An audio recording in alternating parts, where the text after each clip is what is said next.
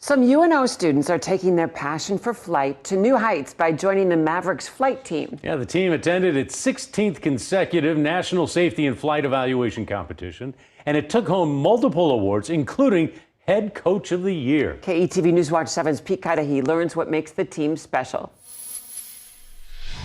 Clear prop! The UNO flight team says once they left the ground for the first time, the flying bug bit them. I got hooked right then. Like, you lift off and it's like, this is gonna be my office. I'm okay with that. Out of nearly 300 students in the Aviation Institute, around 25 take the next step of joining flight team. It's an amazing thing because this isn't required. They do this, it's an extracurricular activity. Spending hundreds of hours taking tests and practicing events in simulators for the chance to compete. That was mainly what got me into it, is I wanted to combine competing with flying into two, and it just kind of made sense to join, and then I joined and absolutely loved it. But flight team doesn't just compete, they win, in large part to leadership from coach Skip Bailey. I want to see them succeed. That is my goal. I have their back. I'm going to make them work, but there's a reason for that. Students say he strikes the balance of being serious when it matters and supportive when they need it. I would say he's a friend, but when he needs to not be a friend, he will not be a friend. If you deserve a pat on the back and a job well done, you'll get that, but he will always give it to you straight. He's always going to give you the truth. He doesn't like sugarcoat things, and I respect that. A coach who takes pride in watching his students grow. And then to be able to take the knowledge that I learned and all the experiences that I have and pass them on, yeah, I would absolutely. I'd say both aviation and the education part of it is very much a passion. Leading flight team to the National Safety and Flight Evaluation Conference. Many students excelling in competitions, and Bailey winning Coach of the Year. Very humbling. It's a huge honor.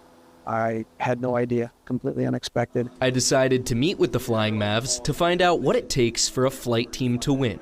Junior Tyler Thiemann took us into one of the team's simulators. I'm probably in here 2 to 3 times a week just to get ready for the competition. Walking me through an instrument flight rules event. Put simply, it tests a pilot's ability to navigate when they can't see due to cloudy conditions, fully relying on a pre-planned path. You have to fly it as precisely as possible. They give you airspeeds to hit and altitudes to hit, and you're graded based on how far off of those you are. Events at the national competition occur both in flight simulators like this and up in the sky. To find out what makes the University of Nebraska Omaha's flight team award-winning, we decided to hop in the plane. I met freshman Thomas Reed at the Council Bluffs Airport, where he invited us into his cockpit. All of our engine instruments are in the green. Reading through a list of safety procedures before we took off. I've flown these hundreds of times, started them up hundreds of times, still a checklist every single time. When he finished reading through the pre-flight checklist, it was time to put his skills to the test. Council Bluffs 54 Lima out, departing 36, Council Bluffs.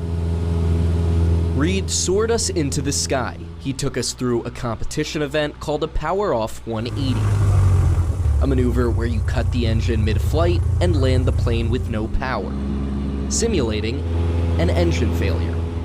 Reed landed with ease, and when our wheels hit the runway, it became clear what made the team so successful: their dedication and care. They put in so much time, and it is very rewarding to finally get to see them take all that practice and take it to a competition. So I couldn't be more proud of them. Coach Bailey, forever grateful to be a part of the Flying Mavs. It's just amazing to be here and to work with these students and to work with the faculty that we have, because they're amazing. I mean, yes, I have this Coach of the Year plaque, but I have 2 assistant coaches that are absolutely amazing, and I could not do what I do without their help. Reporting from Omaha, I'm Pete Cudahy, KETV News Watch 7.